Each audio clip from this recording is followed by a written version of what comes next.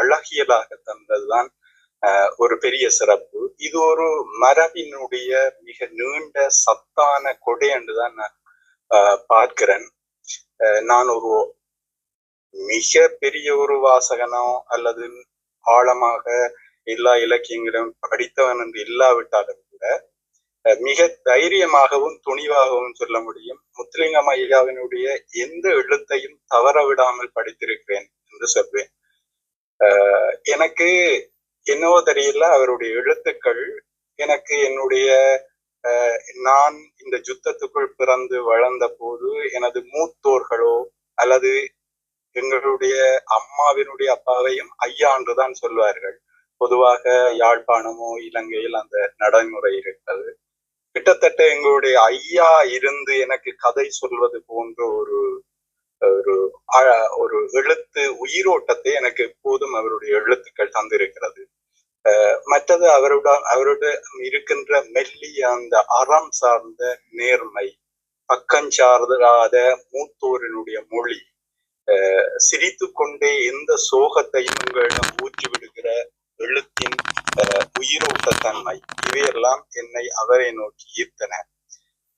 அவருடைய படைப்புகளை படித்து அவர் என்ன சிந்திப்பார் என்றே சிந்திக்கிற அளவுக்கு எனக்கு அந்த உயிரோட்டம் நெருங்கிவிட்டது. ஆனால் நான் யாரையும் தொடர்பு கொள்ளாமல் ஒரு தனி தீவாகத்தான் இதை படித்துக் கொண்டிருந்தேன். ஒரு முறை ஐயாவின் கணக்கு புத்தகம், கிட்டத்தட்ட ஒரு 4 வருடத்துக்கு முன்னர் வந்த ஒரு புத்தகம், அது கூட கிட்டத்தட்ட அதில் அந்த ஐயாவை பற்றி எழுதிய அவருடைய கதையை படித்துவிட்டு, அது கதையில்ல, ஒரு கட்டுரை புத்தகத்தில் வந்த கதை போன்ற ஒரு வடிவம். எனக்கு அவருக்கு எப்படியாவது ஒரு பதிலை அவரோடு பேசியே ஆக வேண்டும் என்று அவருக்கு மெயில் அனுப்பினேன். நான் ஏனென்றால் பொதுவாக அவர் எல்லோரிடமும் தொடர்பு கொள்வதில்லை, தனித்து அவர் எழுதி கொண்டே இருக்கிறார் என்றதுதான் ஒரு இதா இருந்தது. எனக்கு பதில் தருவாரான் இல்லை, எந்த எழுத்தாளரையும் நான் அப்படி தொடர்பு கொண்டதும் இல்லை. ஆனா அவரோட கதைக்கோணம் மாதிரி இருந்தது. அப்ப நான் ஒரு கதை எழுதிவிட்டு அதை அனுப்பி எனக்கு ஒரு வரியில் பதில் போட்டால் போதும் என்று நான் அனுப்பியிருந்தேன். அவர் அதுக்கு பதில் போட்டிருந்தார். ஆச்சரியமாகவும் அதிர்ச்சியாகவும் அவ்வளவு சந்தோஷமாகவும் இருந்தது. உம்முடைய டெலிபோன் நம்பரை அனுப்பும் என்று போட்டிருந்தார். பிறகு நான் என்னுடைய குழந்தையை பள்ளிக்கூடத்தில் எடுக்க போய் காத்து கொண்டிருந்த ஒரு நேரத்தில் அவர் அழைத்தார். நான் ஒரு பக்கத்தில் குழந்தையையும் ஒரு பக்கத்தில் அந்த போனை கட் பண்ணிடக் கூடாது என்ற அவஸ்தையோடும் அப்படியே கதைத்து கொண்டு வீடு போய் வரை கிட்டத்தட்ட 1.5 மணித்தியாலங்களாக நாங்கள் பேசினோம். அது உண்மையில் தவற விடப்பட்ட ஒரு குழந்தையும் ஒரு பேரனும் நீ எப்படி வந்தாய் என்று அதிகமா அவருடைய கேள்விகள் தான் இருந்தது. அவர் எல்லாமே நான் தான் கதைக்கு ஆசைப்பட்டான். அவர் என்னிடம் நிறைய கேள்விகளை கேட்டுவிட்டு சொன்னார், நீர் ஒரு புதையலுக்கு மேல் இருக்கிறீர், பல அனுபவங்களை நீர் எழுதும், இது முக்கியமானது என்று. அதுக்கு முதல் தொடர்ந்து எழுதுவேனோ என்று சின்ன சின்ன கதைகளாக எழுதியிருந்ததுதான் அவருடைய அந்த சொல் இன்னும் என்னை உந்தி தள்ளியது. அதன் பிறகுதான் இந்த நெருக்கமான வாழ்க்கையிலும் எழுதணும் என்று உற்சாகமாக எழுத ஆரம்பித்தேன். இதனால் முத்துலிங்கம் ஐயா மிக முக்கியமான காரணம் நான் எழுத வந்தது, தொடர்ந்து உற்சாகமாக எழுதுவதற்கு ஒரு காரணமாக இருக்கிறார். ஏனென்றால் அவருடைய அனுபவங்களை அவர் எழுத்துல திரும்போதுதான் எங்களுக்கு நேர்ந்த அனுபவங்களும் எங்கள் பின்னர் இருக்கிற தலைமுறைக்கு கட்டாயம் பதிவு செய்யப்பட வேண்டும் என்ற ஒரு ஆசை எனக்கு எழும்பியது. ஏனென்றால் உலகத்தில் எல்லோருக்கும் கிடைக்காத ஒரு யுத்த சத்தங்களுக்குள் தான் நாங்கள் வாழ்ந்த நாங்கள். சங்க காலத்துல ஒரு பாடல் உண்டு. அந்த பாடலில் ஒரு புலவனை பார்த்து கேட்கிறார்கள், எப்படி உனக்கு இவ்வளவு வயதாகியும் தலைமயிரின் நிறைக்கலையே. அப்ப அந்த புலவன் சொல்றான், இந்த நாட்டுல என்னுடைய வீட்டுல மனைவி எனக்கு எந்த துன்பத்தையும் தர்றதில்லை, எந்த பிள்ளைகள் கூட எந்த துன்பத்தையும் தர்றதில்லை. அதுக்கு காரணம் என்னன்னா, மன்னன் நல்லா ஆட்சி செய்யறான். அந்த மன்னன் ஏன் நல்லா ஆட்சி செய்யறாங்கன்னா, இந்த ஊரில ஆய்ந்து அவிந்து அடங்கிய மூத்தோர்கள் வாழ்கிறார்கள், அதனாலதான் எனக்கு மயிரெண்ண நிறைக்கல என்று அந்த புலவர் பாடுறார். அப்படியான ஒரு மூத்தோரினுடைய அனுபவ குவியலா தான் முத்துலிங்கம் ஐயாவுடைய எழுத்துக்கள் இருந்திருக்கிறது.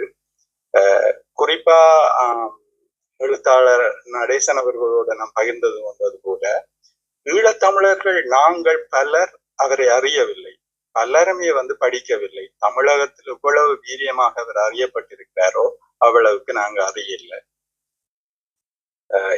இந்த முயற்சி அவருடைய பிறந்த நாள்ல அர்த்த பூஷணமாக அவருடைய படைப்புகளை பற்றி நாங்கள் அளவலாகிறது மட்டற்ற மகிழ்ச்சியை தருது. இப்ப நான் அவருடைய 2 நாவல்கள் பற்றி நான் பகிர்ந்து கொண்டிருக்கிறேன். முத்துலிங்கம் ஐயாவினுடைய எல்லா எழுத்துக்களும் ஒவ்வொரு படைப்புக்கும் தனியான மொழி என்று இல்லாது, அவருடைய மொழி எல்லா எழுத்திலையும் ஒன்று போல இருந்தாலும் அந்த அமைப்புகளில் மிக நெருக்கமாக பொருந்தி விடுகிறது. அவர் தன் நிலையில் இருந்து கொண்டே ஒவ்வொரு படைப்பையும் அந்த படைப்பை உள்வாங்கி வாசகனோடு உரையாடி விடுகிறார். அவருக்கு இலகுவாக அது கனிந்திருப்பதற்கு காரணம் அவருடைய முதிர்ச்சியும், அவர் இத்தனை ஆண்டுகள் கற்றுக்கொண்ட ஆழமான அந்த அறிவும், எழுத்தின் மீது அவர் கொண்ட பயிற்சியும் தான் அதற்கு காரணம் என்று நான் புரிந்து கொள்கிறேன். ஏனென்றால் சிலர் எழுதுகிற போது, சில எழுத்தாளர்கள் படிக்கிற போது அவர்கள் வேண்டுமென்றே விளங்கக்கூடாது என்று எழுதுவது போலவே படும். ஆனால் முத்துலிங்கம் ஐயாவினுடைய எழுத்துக்கள் மிக எளிமையான சொற்களூடாக உயர்ந்த அன்பையும் உலக நேசத்தையும் பதிவாக்கி விடுவார். அது மட்டும் இல்லாமல் அந்த தொன்மை சங்ககால பாடல்களில் பார்த்தால் அந்த நிலம், அந்த நிலத்தினுடைய உவமைகள் மிக இலகுவாக அந்த மக்கள் வாழ்ந்த வாழ்வு எங்கள் கண்முன்னே கொண்டு நிறுத்தி விடுகிறது போல அந்த பாடல்கள் இருந்து உண்டு. அதே போலவே இந்த காலம் அவர் எழுதுகிற கதை ஆப்பிரிக்க கதையாக இருக்கட்டும், ஆப்கானிஸ்தானில் நடக்கிற கதையாக இருக்கட்டும், ஆப்பிரிக்காவில் ஒரு மனிதன் நடந்து அவன் கதைக்க நிற்கிறதை அவர் விவரிக்கிற போதே எங்கள் முன் ஒரு ஆப்பிரிக்க மனிதன் நிற்பதை நாங்கள் உணர்ந்து விட முடியும்.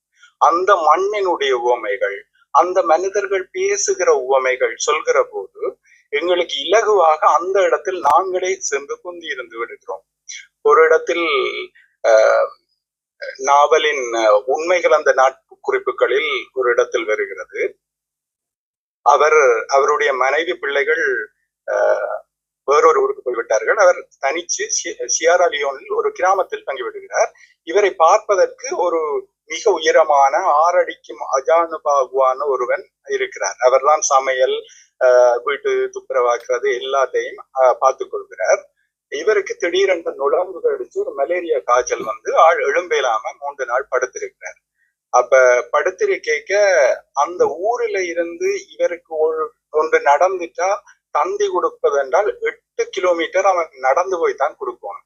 அப்ப இதற்கு இயலாத வேளையில அவன் எப்பவுமே எல்லா வேலைகளையும் செய்து விட்டுட்டு அவர் கண்படுகிற நேரத்துல அந்த மனிதன் நிற்பார், அந்த பையன். அப்ப இவர் ஒருக்கா கேட்கிறார், நான் எனக்கு எதுவும் ஆகிட்டா நீ தந்தி கொடுப்பியா அப்படின்னு ஓ மாஸ்டர் என்று தலையாற்றான். அப்ப ஒரு அப்படியே இவர் கொஞ்சம் உறக்கத்துக்கு போயிருக்க இவருடைய உள்ளங்கால அவன் சுரன்றான். அப்ப இவர் எழும்பி என்னன்னு கேட்க அவன் கேட்கிறான், மாஸ்டர் தந்தி கொடுக்கறதுக்கு காசு வேணும் அப்படின்னு. அப்ப என்னண்டா அவன் முடிவெடுத்துட்டான், இவர் இறந்துட்டுதான் நான் தந்தி கொடுக்கணும். அவர் அப்படியே பொக்கெட்ல இருந்த தன்னுடைய காசு எல்லாத்தையும் அள்ளி இந்த ஆண்டு கொடுக்குறான். அப்ப 3 நாட்களாக கடந்ததுக்கு பிறகு கண் விழிச்சு பாக்க அவன்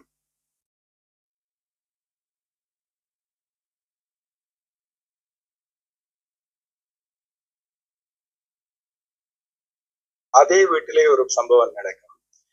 இவர்களுடைய பக்கத்து வீட்டுல ஒரு ஆப்பிரிக்கர்கள் உயர்ந்த வேலை செய்கிறார்கள். அவர்களுடைய குழந்தையை ஒரு பொண்ணு பார்த்து கொள்கிற ஆப்பிரிக்க பொண்ணு. அந்த பொண்ணு வந்த கிராமத்தின் பேர் 1000 முயல்கள்.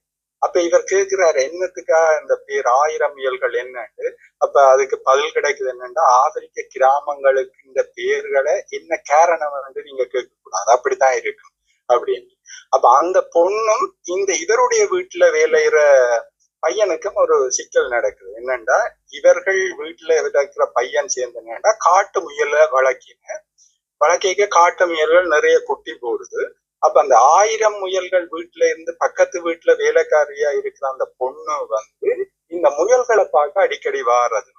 இவன் இந்த பையன் அந்த பொண்ணை திருத்திட்டு போறதையும் ஒருக்கா கண்டுட்டார். அப்ப இந்த பையன்கிட்ட கேட்கான், ஏன் அந்த பொண்ணை திருத்துறாண்ட, அவள் எப்படி அந்த கிராமத்துல இருந்து வந்து எங்கட வீட்டு முயலை பார்க்கலாம் கொண்டு அவனுடைய அந்த கருத்த முகம் இன்னும் கருத்துதான், அவ்வளவு கோவத்துல இருக்கிறான்.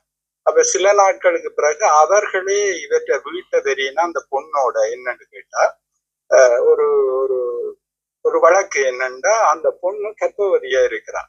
என்ன பிரச்சனைன்னா, இவருடைய வீட்டுல இருந்த அந்த பையன் வந்து அந்த அந்த பொண்ணு பிடிச்சு அந்த பொண்ணுன்ற வயத்துல இந்த பையன் குழந்தைய கொடுத்துட்டான்.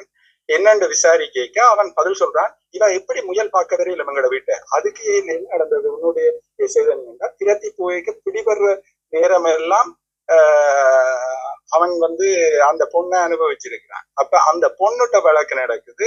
கேள்வி கேட்கிறார் இவர், இதெல்லாம் உண்மையா நடந்தது என்று, எப்படி நீ பிடிபடைக்க இந்த சம்மதம் உண்டா இருக்கு அப்படின்னு. அப்ப அந்த பொண்ணு ஒரு வார்த்தை சொல்றாள், பெரிய ஓம் இல்ல சின்ன ஓம் அப்படின்னு. அப்ப இப்படித்தான் ஆப்பிரிக்க மக்கள் கதைப்பார்கள். அப்ப இவைக்கு ஒரு ஆச்சரியம், என்ன அது பெரிய ஓம் இல்ல சின்ன ஓம் என்றா அது ஆப்பிரிக்க மண் அப்படியானதுதான், அப்படியான கதை தான் கதை. மற்ற ஆப்பிரிக்கர்கள் அதீத உணர்ச்சி வசப்பட்டோ அதீத சோகப்படவோ மாட்டார்கள். எப்போதுமே சந்தோஷம், எப்போதுமே இன்னொரு இடத்துல பதிவு செய்கிறார், ஒரு நாட்டினுடைய அதிபர் பேசி கொண்டிருக்கிறார், அது இந்த செக்ரட்டரி பக்கத்துல இருக்கிறார், அவர் தான் அடுக்கி கொடுக்கிறார் பேசுற விஷயத்த, அவர் கொற்றியை எடுத்து பேசி கொண்டிருக்கிறார். ஒரு கட்டத்துல ஒரு ஒற்றிய காண இல்லை.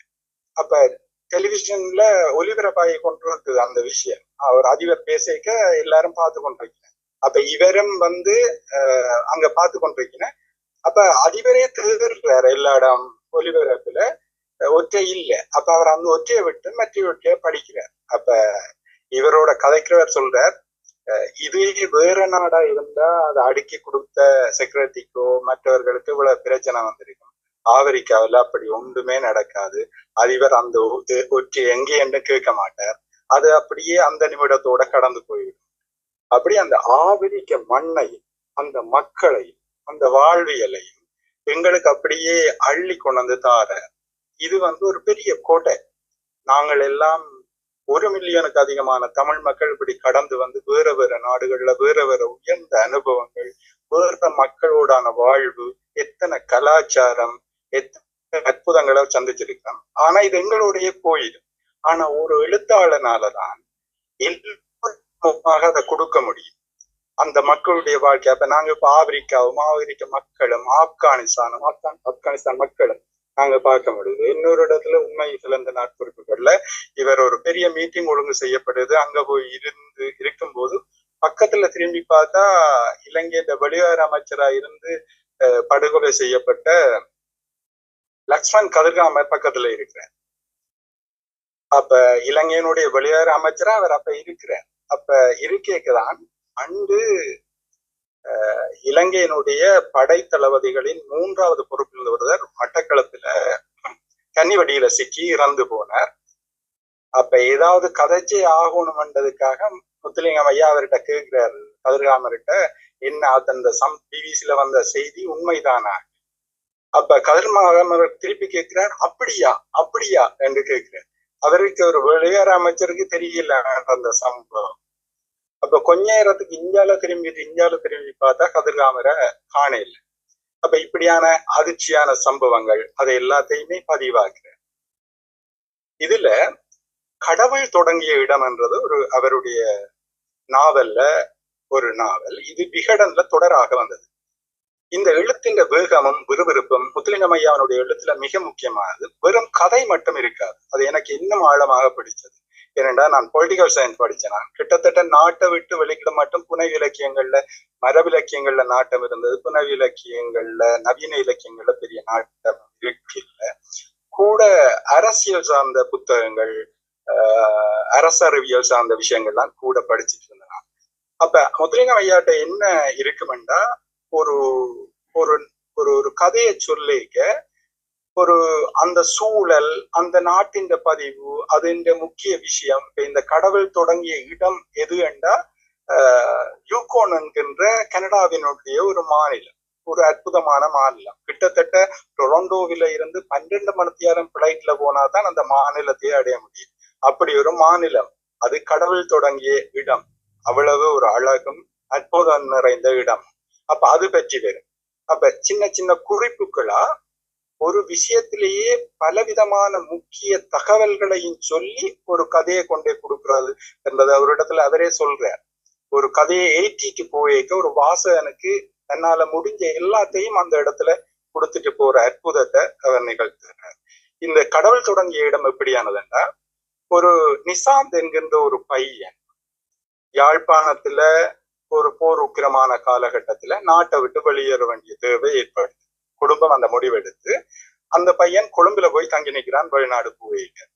ஆனா எந்த விதத்திலும் அரசியல் தஞ்சம் சார்பாக புலம்பெயராத முத்துலிங்கம் ஐயா முழுமையாக என்னை போல நாட்டை விட்டு ஒரு அகதியாக ஏதுமறியாது வெளிக்கிட்ட ஒரு பையன் எப்படி கனடா போய் சேர்ந்தான், அவனுடைய வாழ்க்கை கனடாவில் எப்படி இருந்தது என்றத எழுதியிருக்கிறத என்ன போல ஒரு ஆள் வாசிக்க ஆச்சரியமா இருக்கு. ஏனென்றா நான் கிட்டத்தட்ட கொழும்பை விட்டு வெளிக்கிடைக்க நான் இனி திரும்ப மாட்டான் என்ற ஒரு நம்பிக்கையெல்லாம் வெளிக்கிட்டான். இன்று வரையும் 20 வருடம் நான் திரும்பி போவே இல்லை.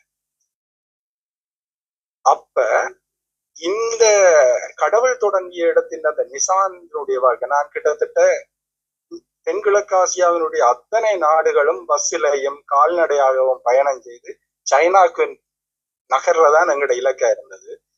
ஒரு கிட்டத்தட்ட 1.5 வருடங்களாக இந்த நாடுகள் பூரா அலைஞ்சிருக்கிறேன்.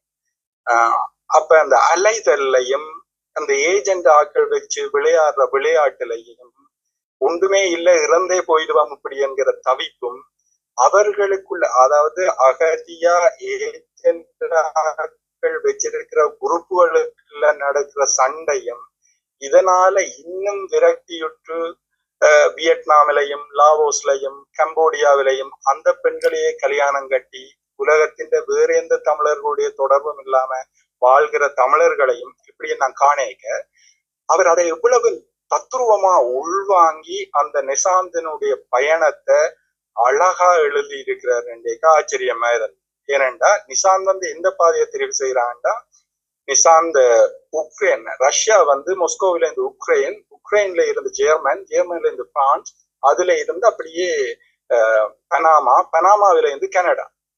இந்த பாதைக்கு எனக்கு இன்னும் ஆச்சரியத்தை தந்தது என்னன்னா, உக்ரைன்ல அகதிகள் வந்து தங்கி இருக்கேன். அகதிகள் எப்பவுமே போய் தங்கி இருக்க, அங்க தங்கி இருக்க ஒரு பொண்ணு வந்துட்டா கட்டாயம் காதல் வந்துடும். அந்த பொண்ணு இன்னொரு கல்யாணத்துக்கு கூட போகும், ஆனா அங்க இருக்கிறார்கள் ஒரு காதல் வந்துடும். அந்த பிரச்சனைகள். அப்ப மற்றது ஏக்கம் தவிப்பு, நாங்கள் எங்க போயிடுவோமா, இப்படியே போயிடுவோமா, ரிட்டர்ன் போய் இலங்கைக்கு தான் போயிடுவோமான்ற ஏக்கத்துல போட்டி ஒன்று நிலவு. அது உலகத்துல இல்லாத போட்டியா இருக்கு. யார் முன்னுக்கு போவது, ஏஜென்ட் யார முன்னுக்கு அனுப்புவான் என்றதுல போட்டி.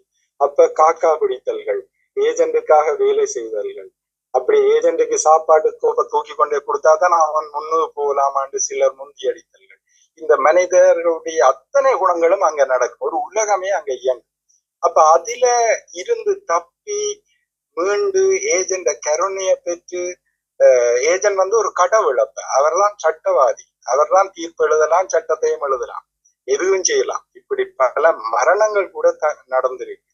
அத போல ஒரு மரணம் ஒரு வெறும் மீனுக்காக அதாவது யாழ்ப்பாணத்துல உயர்ந்த சைவ வேளாளர் என்று தன்னை சொல்லிக் கொள்பவர் இன்னொருத்தர் ஏஜென்ட பொறுப்பாளியா இருக்கிறார். அவர் தான் போய் மீன் வெட்டி வந்து கொடுப்பார் ஒரு ஐயா.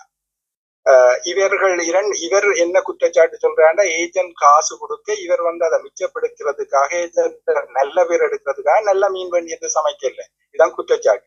அது வாய்த்தர்க்கமாகி போய்கொண்டிருக்க ஒருவர் கத்தியால குத்தி அவர் இறந்துடுறார். அப்ப கத்தியால குத்தியவர் உக்ரைன் ஜெயிலுக்கு போயிடுறார். அப்ப இந்த எழுத்துட்டு அற்புதம் என்னன்னா, அது ஒரு அவசரமான மனிதர்கள்ட்ட பார ஒரு கோபத்தின் உச்சத்துல நடக்கிற ஒரு விஷயம். அப்ப குத்தியவருக்குள்ள மனநிலை என்ன, அவருக்கு ஏக்கம் என்ன, என்றத அந்த நிசான் மூலமா அந்த பக்க நியாயத்தையும் அதுல சொல்லிட்டு போறது. அப்ப இதெல்லாம் ஒரு பக்க பார்வை என்று ஒரு பருந்து பார்வையாக எல்லா மனங்களையும் அலசுற ஒரு தன். அப்ப எனக்கு ஆச்சரியமா இருந்ததுன்னா, இது ஒரு முத்துலிங்கம் ஐயா இன்னொரு அகதிகிட்ட கேட்டுத்தான் எழுதிது. ஆனா அந்த அந்த அந்த ஜதார்த்தம் அவர்கள் பேசுற வாக்குவாதப்படுற மொழி எல்லாம் நான் நேர கண்டது. நான் அகதியாக இருந்து நேர பார்த்த வாழ்க்கை. அந்த வாழ்க்கையை இவ்வளவு தற்கூறமா மிகச் சுருக்கமான மொழியில அவர் எழுதியிருந்தார். அது அற்புதமா இருக்கு. இதுல ஒரு சில வரிகள் அவர் எழுதியக்கே எனக்கு தமிழ் எழுத்தாளர்கள்லயே சிரிச்சு கொண்டே ஒரு எழுத்தை படிக்கலாம்டா முத்துலிங்கம் ஐயா தான் தெரியும். சில வேளை ஒரு சோகமா இருக்கு, ஒரு நாள் ஏதாவது ஒரு இறுக்கமா இருக்குண்டா, ஏதாவது ஒரு ஒற்றைய புத்தகத்தை கையில வச்சு ஒரு ஒற்றையை எடுத்து படிச்சா ஒரு ஒற்றையில ஒரு இடத்துலயாவது ஏதோ ஒரு இடத்துல ஒரு மெல்லிய புன்னகையோட அந்த அந்த பக்கத்தை கடக்கக்கூடியதா இருக்கும். அல்லது தொடர்ந்து எதுவும் எழுத முடியாம இருக்குண்டா அவருடைய புத்தகத்தை தான் எடுத்து படிப்பேன். படிக்க ஒரு புன்னகை இன்னும் ஒரு மலர செய்துட்டு போயிடும் அந்த எழுத்தின் அற்புதம். அப்படி அதுக்கு ஒரு உதாரணம் சொல்லுவேன். என்னன்னா கொழும்புல நிசாந்த் நிக்க பிரச்சனை ஒரு சாப்பாட்டு கடையில தற்காலிகமா வேலைதான் இவர் கணக்காளரா தான் கொண்டு விடி கணக்காளரா விட்டா அங்க இருக்கிற ஒருத்தர் சொல்றார், இது சாப்பாட்டு கோப்பி எடுத்துக்கொண்டே வை அப்படின்னு ஒரு சீனியர் அதிகாரம் காட்டுறார். அப்ப இவன் நிசாந்த் அப்படி எடுக்கலாம். அப்ப ஒரு முரண் வந்துடுது. அப்ப இது ஒரு மேலாளர் வேற அவரை ஜம்பர் என்று அழைப்பார்கள். அப்ப ஏன் அவரை ஜம்பர் என்று அழைச்சான்னா அவர் கொலையல் வெறும் ஜம்பர் போடுறதால இல்லை, அவருக்கு இன்னொரு காரணம் இருந்ததுன்னா கொலையலை செய்துட்டு அவர் ஜெயிலுக்கு போய் ஜம்ப் பண்ணி வந்துடுவார். அதால ஜம்பர் என்ற பட்ட பேர். அப்ப அதுக்கு ஒரு வசனம் சொல்லுவார், கொழும்பிலே சண்டியர்கள் சாரத்தை முன்னுக்கு தூக்கி கொண்டு நடப்பார்கள், மகா சண்டியர்கள் சாரத்தை பின்னுக்கு தூக்கி கொண்டு நடப்பார்கள். அந்த வசனங்கள் எல்லாம் எங்களுக்கு கொழும்பெல்லாம் தெரியாது, ஆனா அந்த கொழும்புலையும் வாழ்ந்தவர் அந்த கொழும்பு சாரக்கட்டு. அப்ப அந்த சண்டியன் எங்க கண்ணுக்கு நிற்பான். அது ஒரு மலர்வையும் அந்த அந்த உயிரோட்டத்தையும் எங்களுக்கு தந்தது. மற்றது முத்துலிங்கம் ஐயாவினுடைய இந்த நாவலிலும் சரி பொதுவாகவே எழுத்துல வர உவமைகள் மிக மிக மிக மிக ஜதார்த்தமானதும் அந்த கதையோட அப்படியே கப்பிக்கொள்ளக்கூடிய உவமைகள். ஒரு இடத்துல உவமை ஒன்று வரும், அவளுடைய உதடு சங்கினுடைய உள்பகுதி போல இருந்தது. ஒரு எழுத்தாளனாலதான் அந்த சங்கினுடைய உள்பகுதியை கூட நூதனமா பார்த்து ஒரு பெண்ணினுடைய உதட்டோட ஒப்பிட முடியும். அவ்வளவு உண்மையான அவதானம். அப்ப இந்த கடவுள் தொடங்கிய இடம் இப்படியே அந்த அவன் உக்ரைன்ல இருந்து பல காதல் வருது. அவன் ரஷ்ய மொழியையும் கற்றுக்கொள்றான். ஒருத்தி நிறைய காதலிக்கிறாள். 2 பேரும் இதுதான் வாழ்க்கையாண்டு இருக்கிறேன். ஆனா ஒரு ட்ரெயின்ல ஏத்தி 2 பேரும் ஜெர்மனுக்கு போக அனுப்பினா அந்த பொண்ணு இவனை விட உக்ரைன் பாஷையை பேசி அங்கிருந்து ஒரு குடும்பத்தின் பிள்ளை ஒரு உக்ரைன் பிள்ளைய மடியில தூக்கி வச்சிருக்கிறாள். போலீஸ் பிடிச்சு இவரை இறக்கிட்டு, ஆனா அவள் இவரை திருப்பி பார்க்கவே இல்லை. இவருக்கு அடி விழுது, போலீஸ் இறங்கி வெளியில வச்சு அடி விழுது. பிறகு ரெயின் எடுத்துக்கொண்டு போயக்கையும் காதலித்த காதலி இவனை திருப்பி பார்க்கவே இல்லை. அவள் புறப்பட்டு போயிட்டாள். அத்தனை காதலும் நூண்டு போய் அவள்கிட்ட இருந்து ஒரு கடிதமும் வேற இல்லை. ஆனா இவளுக்கு போக வேண்டிய காசை கூட இந்த நிசாந்த் தான் தன்னிட்ட இருந்த காசை கொடுத்தான். ஆனால் அவள் பிற ஒரு முறை ஏஜென்ட்டுக்கு அனுப்பி அந்த காசை கொடுக்குறாள். கடைசி மட்டும் அவளுடைய நினைவுகள் இருக்கு, ஆனா அவள் திரும்பி பார்க்கல. இது எப்படி இருக்குதுன்றா கட்டாயம் அந்த அகதிகளிடத்த அந்த அந்த பயணத்தை புறப்படைக நீங்க வழிய பாத்தீங்கன்னா அது இருக்கும். எப்படின்னா ஒரு ஏஜென்ட் இருக்கிற அகதிகள் இன்னொரு ஏஜென்ட் இருக்கிற அகதிகளோட கதைக்க கூடாதுன்றது ஒரு சட்டம். ஏனென்றா அந்த ரகசியங்கள், அந்த பாதையின் உள் ரகசியங்களை இவர்கள் பகிர்ந்து விட்டா இப்ப இந்த ஏஜென்ட் பாதையில அந்த ஏஜென்ட் பயணத்தை மேற்கொண்டுடுவான் என்றதால மட்டுமையான சட்டம் நடக்கும். அப்படி அந்த சட்டத்தை மீறாக்கள் ஏஜென்ட் துரத்தி விடுறதும் அவனை அனுப்பாம நீண்ட காலம் வச்சிருக்கிறதும் என்ன கையாளாக மாத்தி. ஏனென்றா ஒரு லோங் பிரபாங்கண்டு ஒரு லாவோஸ்ல ஒரு உயர்ந்த மலைப்பகுதியில உங்களை வச்சிருக்கீங்க, நீங்க எங்கேயும் போயிடலாது. அவன் ஏஜென்ட் கண்ட்ரோல்லாம் இருக்கலாம், கிட்டத்தட்ட ஒரு சர்வாதிகாரி கண்ட்ரோல்லாம் இருக்க முடியும். அப்ப அந்த அந்த அந்த தன்மை எல்லாம் இருக்கு. அப்படி இதை கடந்து இந்த நிசாந்த் கடைசியில இன்னொரு பெண், அந்த பெண்ணுக்கு கனடாவுக்கு பிள்ளைகள் போய் சேர்ந்து விட்டார்கள். கணவன் இல்லை, இந்த தாய் மட்டும் போகணும். அப்ப நிசாந்தினுடைய காதலி போல கடைசியா ஐரோப்பாவில இருந்து பயணப்படுகிறார்கள். அந்த பெண்ணின் வர்ணிப்புகள், அந்த பெண் வந்து சிரிக்கவே மாட்டான், அவ பார்த்தாலே ஏதோ கண்டு பயந்தவள் போல அவ இருக்கிறாள். அப்ப இவாவை கொண்டு நிசாந்த் எப்படி பனாமா போய் பனாமாவில இருந்து அமெரிக்கா போய் அதுல இருந்து கனடா போய் சேர்றது. அப்ப அந்த பெண்ணின் கதை அறிஞ்ச உடனே நிசாந்த் தைரியமாக அவ கதைச்சு பாடமாக்கி அவக்கு அந்த கனடாவில தான் அவ வசிக்கிறதுண்டு அவ சொல்லி போகணும். அவக்கு அந்த அட்ரஸ கூட சொல்ல முடியாம இருக்கு. அப்ப இவனோட அந்த காதலன் மாதிரிதான் போகணும், அதுக்கு கூட அவ தயார் இல்லை. இப்படியே போனா அதை விட அவ எந்த மச்சமும் சாப்பிடாத தீவிர சைவ விரதை. அப்ப சைவ சாப்பாடு தான் அவக்கு வேண்டி கொடுக்கணும். அப்ப பனாமாவில போய் அவ இருக்கணும்.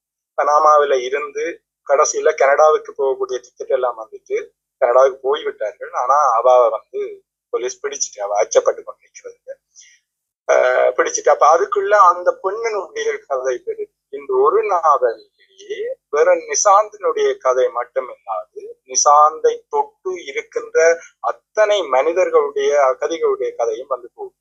அதோட கனடாவில் இறங்கின பிறகுதான் சில அகதிகளுக்கு அகதி பயணம் இலகுவாக அமைந்துவிடும்.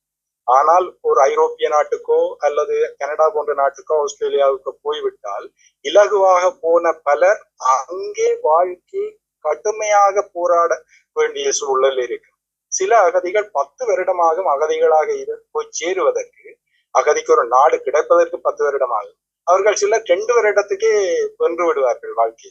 அப்ப ஆனா நிசாந்த் வந்து இவ்வளவு கஷ்டப்பட்டு போனாலும் அங்கேயும் வந்து அவனுக்கு வாழ்க்கை சரியா அமையல. ஏனென்றா இன்னொருவரோட ஒரு தங்கச்சியினுடைய அறிந்தவர்களோட கொண்டு விட்டா அவர் வந்து என்ன வேலை செய்யறாருண்டா, அவர் வந்து அழகான சித்திரம். எனக்கும் ஒரு நண்பன், நான் பல்கலைக்கழகத்துல படிக்க இருந்தார்.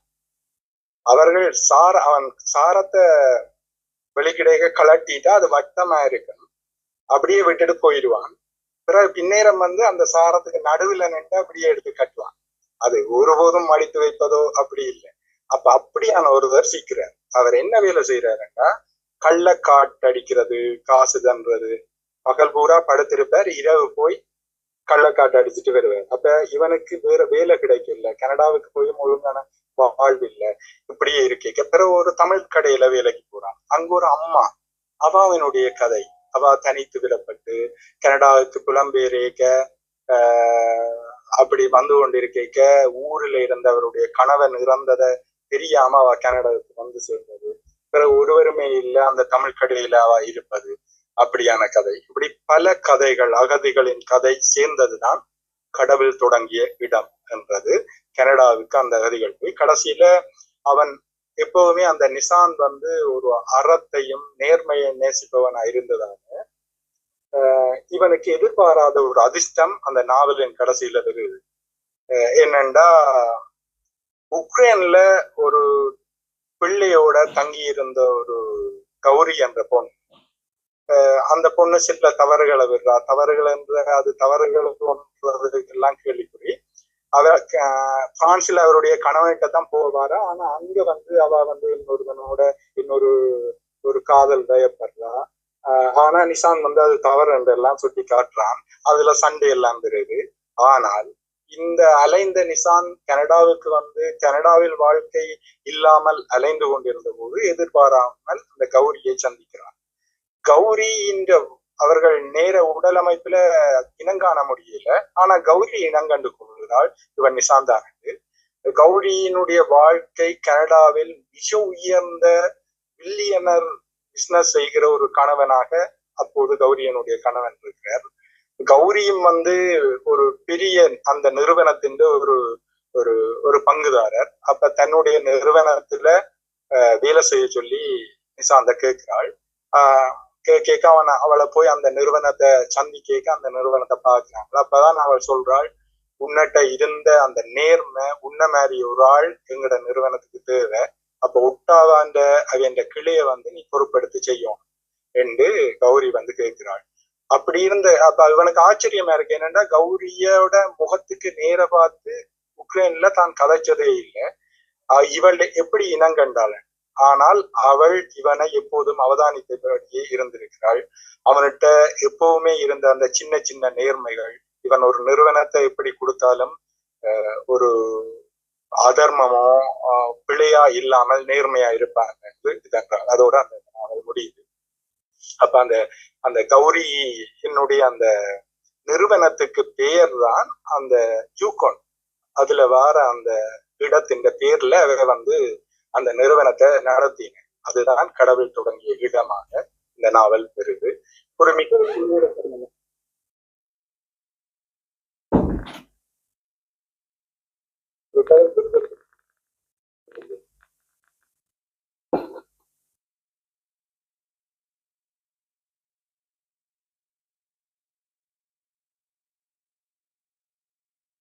மன்னிக்கணும், மிகவும் விறுவிறுப்பான நாவல். ஹலோ,